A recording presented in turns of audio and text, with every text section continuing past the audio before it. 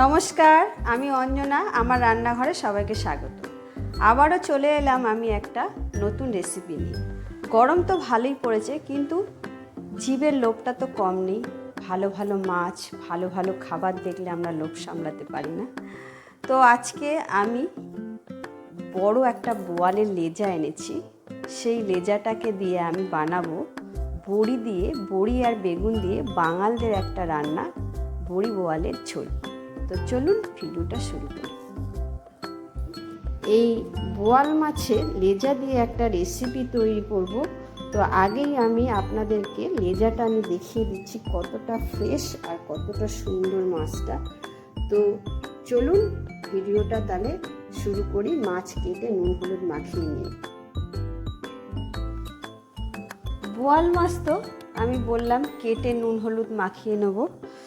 তো আমি এখানে বোয়াল মাছকে কেটে নুন হলুদ ভালো করে মাখিয়ে নিচ্ছি।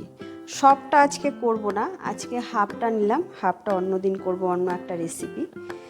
তো দেখিয়ে দিলাম বোয়াল মাছগুলো আমি কিভাবে কেটে নিয়েছি। আর এখানে আমি কিছু লম্বা লম্বা করে আলু কেটে নিয়েছি, বেগুন কেটে নিয়েছি। প্রথমে একটা কড়াই বসিয়ে নিলাম, কড়াইয়ে দিয়ে দিলাম তেল। তেলটা একটু ভালো করে গরম হতে দেব। তেলটা বেশ ভালো গরম হবে। তেল ভালো গরম হয়ে গেছে। এর মধ্যে আমি কিছুটা বড়ি নিয়ে নিয়েছি, 50 গ্রাম মতো আমি বড়ি নিয়েছি। আর খুব ভালো কোয়ালিটির বড়িটা নিতে হবে। এই বড়িগুলো আমি তেলে দিয়ে দিলাম, কারণ বড়ি যদি খুব ভালো হয় তাহলে বড়ির সেন্টে ঝোলটার সেন্টটা কিন্তু অন্যরকম হয়ে যাবে, খুবই একটা দারুণ সেন্ট হবে। সেই জন্য আমি বারবার বলবো বড়ির কোয়ালিটিটা যেন খুবই ভালো হয়। বড়িগুলোকে আমি লাল করে ভেজে নেব। বড়ি একদম লাল করে ভেজে নিয়েছি, পুরোপুরি লাল হয়ে গেছে। তো এবার বড়িগুলোকে আমি একটা থালায় তুলে নেব।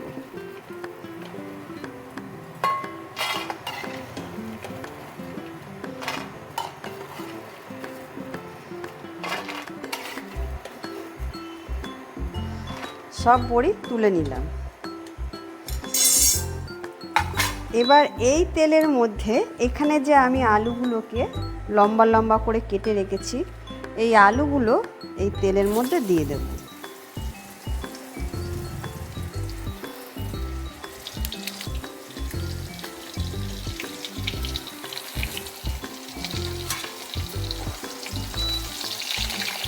আলুগুলোকেও আমি লাল করে ভেজে নেব। তো এর মধ্যে আমি একটু নুন দিয়ে দেবো।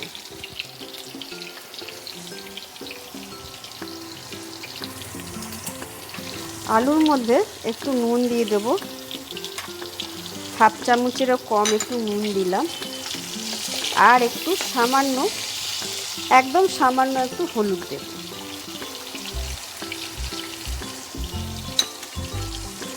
নুন আর হলুদ দিয়ে আলুগুলোকে বেশ লাল করে ভেজে নিতে হবে। আলু পুরো লাল করে নিলাম, একদম লাল হয়ে গেছে। এই রকম লাল করে ঠিক আলুগুলোকে ভেজে নিতে হবে।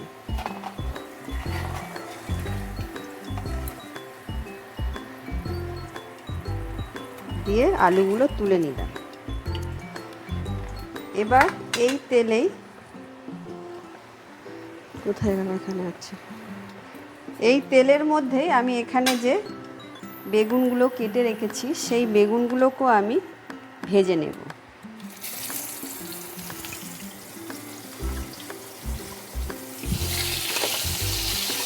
লাল করে ভেজে নেব। আর একটু নুন দিয়ে দেব, সামান্য একটু নুন দিয়ে ভাজবো।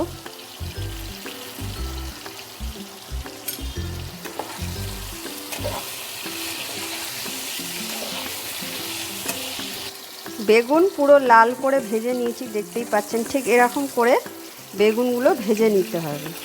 তো বেগুনগুলোকেও আমি তুলে নিলাম।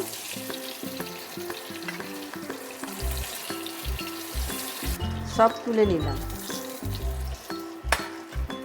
এবার এই তেলের মধ্যে আমি দিয়ে দেবো এবার মাছগুলোকে আমি ভাজবো। কিন্তু তার আগে এইখানে অনেকে মাছের গায়ে কাঁচা তেল মাখিয়ে নেয়, তার থেকেও ভালো কাজ হয় যদি এই গরম তেলের মধ্যে একটু কাঁচা তেল দিয়ে সঙ্গে সঙ্গে যদি মাছগুলো ছেড়ে দেওয়া হয়, তাহলে কিন্তু আর মাছ সেরকমভাবে ছিটবে না। কিন্তু বোয়াল মাছ একটু ছিটবে, ফাটবে। তো আমি মাছগুলোকে দিয়ে দিচ্ছি।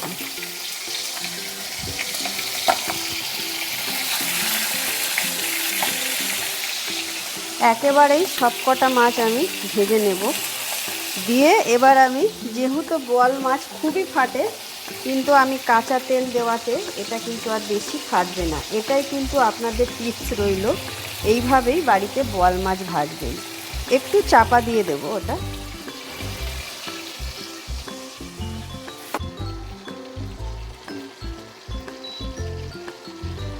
এবার ঢাকনাটা খুলে মাছগুলোকে উল্টে নেব।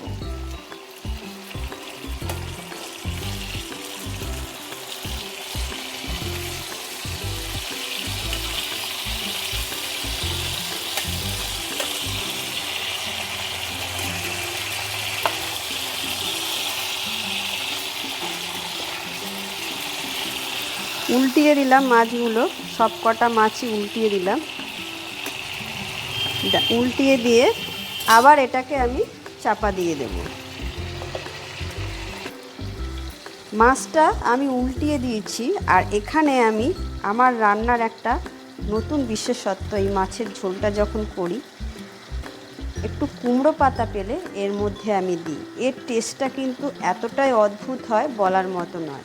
তো আপনারা যদি বাড়িতে কুমড়ো পাতা পান, আমার মতো এইভাবেই এই রান্নাটা করে নেবেন। কুমড়ো পাতাগুলো দেখতেই পাচ্ছেন একদম ফ্রেশ টাটকা তুলে এনেছি, আর ভালো করে পরিষ্কার করে ধুয়ে নিয়েছি। এবার আমি এই কুমড়ো পাতাগুলোর মধ্যে একটু লবণ ছিটিয়ে নেব। কুমড়ো পাতা যেহেতু একটু খসখসে হয়, লবণ দিয়ে পাতাগুলোকে ঠিক এইভাবে একটু হালকা হাতে এরকম করে ডলে ডলে রাখবো। পাতা কিন্তু ছিঁড়বেও না, পাতাটা খসখসে ভাবটা চলে গিয়ে একটা মোলায়েম হয়ে যাবে। তো এইভাবে পুরোগুলো পাতাগুলো এরকম করে মুড়ে আস্তে করে পাতাগুলো এরকম হালকা করে রগড়ে নিতে হবে।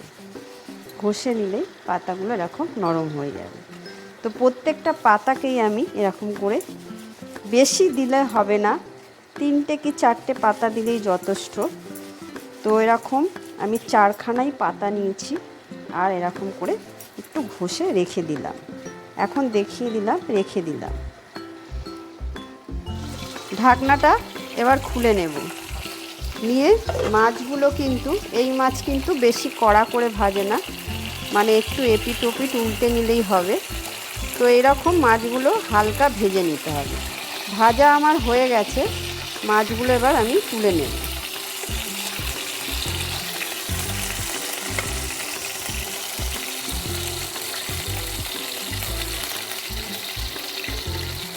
এরকম মাছগুলোকে তুলে নিলাম।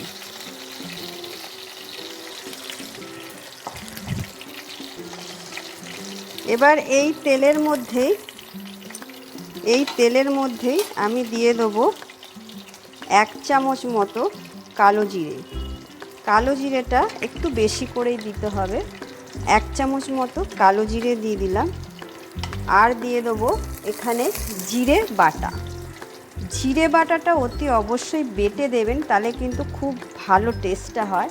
আমি যখন মাছটা রান্না করতে যাচ্ছি, আমার মা বলছে যে জিরা একটু বাইটটা দিস কিন্তু, কারণ আমরা তো একটু ফাঁকিবাজ, যদি গুঁড়ো দিয়ে রান্না করি, তাই আমার মা এই কথাটা বলে দিল।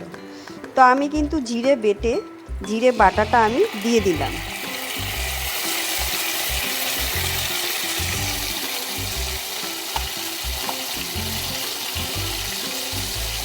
আজকালকার একটু বাটাবুটি করতে সবারই একটু কষ্টই হয়। তো যাই হোক, একটু বেটে নিলে এই ঝোলটা কিন্তু খুবই ভালো খেতে লাগে। আর যদি না সম্ভব হয়, জিরে গুঁড়ো দিয়েও এই রান্নাটা করতে পারেন। তো এই জিরেটাকে আমি একটু দিয়ে দিলাম, দিয়ে অল্প পরিমাণে একটু জল দিয়ে দেবো। সামান্য একটু জল দিলাম।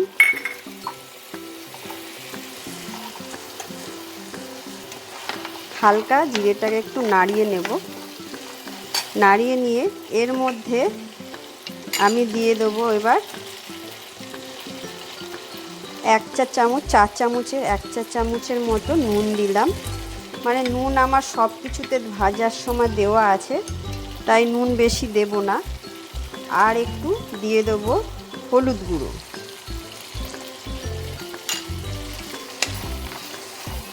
দিয়ে জিরেটাকে কিন্তু ভালো করে ভেজে নিতে হবে, যাতে জিরের কাঁচা গন্ধটা চলে যায়। যেহেতু বাটা জিরে, তো একটু কাঁচা গন্ধ থাকবে, চলে যায়।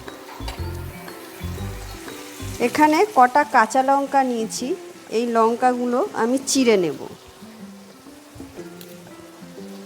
কটা লঙ্কা আমি এর মধ্যে এখন চিড়ে দিয়ে দেবো।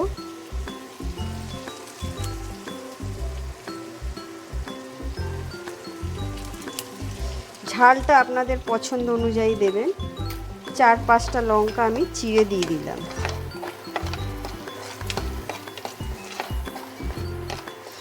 জিরে কিন্তু ভাজা হয়ে গেছে, জিরে ভাজতে সময় লাগে না। এবার এর মধ্যে আমি জল দিয়ে দেবো ঝোলটার মতো। যতটা ঝোল রাখা হবে সেই অনুপাতে কিন্তু আমাকে জলটা দিতে হবে। আমি 1 কাপ আর হাফ কাপের মতো আমি জল ইউজ করলাম।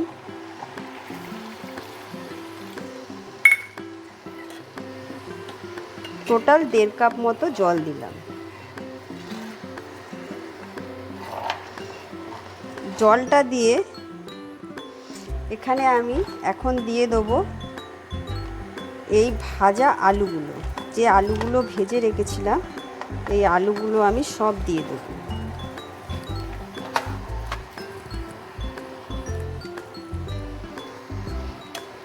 আলুগুলো দেওয়ার পর এখানে আমি এবার দিয়ে দেবো মাছগুলো। মাছগুলোও কিন্তু আমি দিয়ে দিলাম।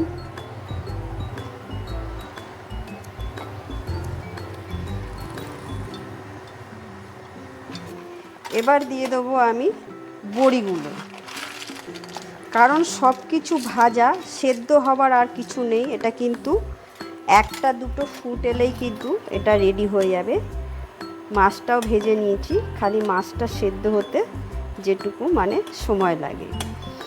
তো এইভাবে দিয়ে আমি এখানে যে কুমড়ো পাতাগুলো রেখেছি, এবার এই কুমড়ো পাতাগুলো নিয়ে আমি এরকম করে আস্তে আস্তে এর মধ্যে বিছিয়ে দেব। মানে এরকম করে পেতে দেব।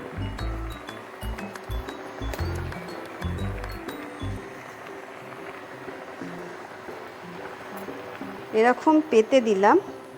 আর তার ওপরে আমি এই বেগুনগুলো দেব, কারণ বেগুন কিন্তু খুব তাড়াতাড়ি গলে যায় ঝোলে দিলে। বেগুনগুলো সেরকমভাবে গলবে না। এইভাবে কিন্তু বাড়িতে আপনারা রান্নাটা অতি অবশ্যই ট্রাই করবেন, খুব ভালো হবে। তারপর এখানে আমি 2-3টে কাঁচা লঙ্কা আর চিরলাম না, যার যেরকম ঝাল লাগবে তারা নিয়ে খেতে পারবে। এবার এটাকে আমি 10 মিনিটের জন্য পুরো ঢাকা দিয়ে রেখে দেব।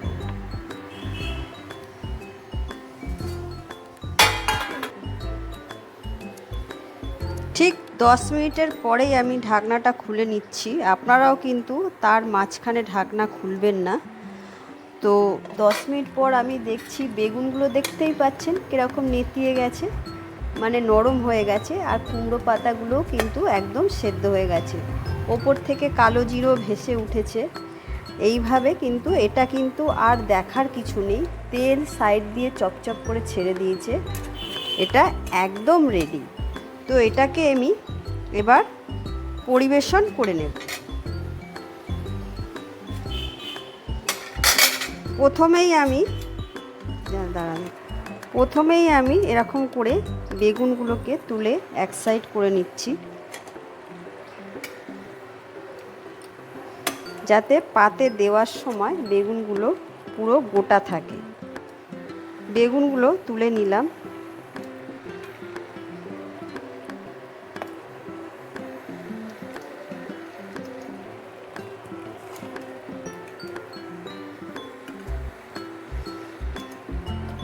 করে কুমড়ো পাতাগুলোকে তুলে তুলে রেখে দিলাম।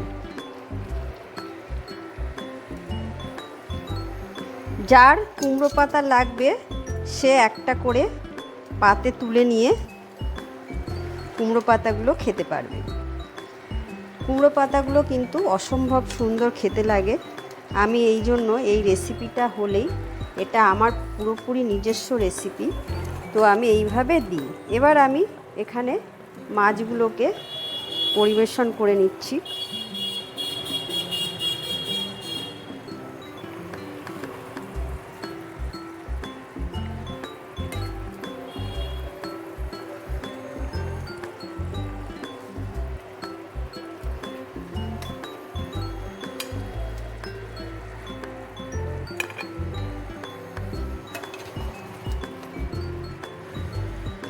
বড়ি আর বেগুন সব করে দিয়ে এবার আমি এর মধ্যে দিয়ে দেবো ঝোল।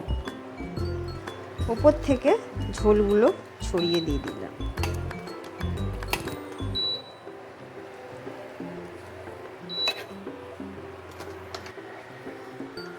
হয়ে গেল আমার কুমড়ো পাতা দিয়ে বড়ি দিয়ে বোয়াল মাছের ঝোল।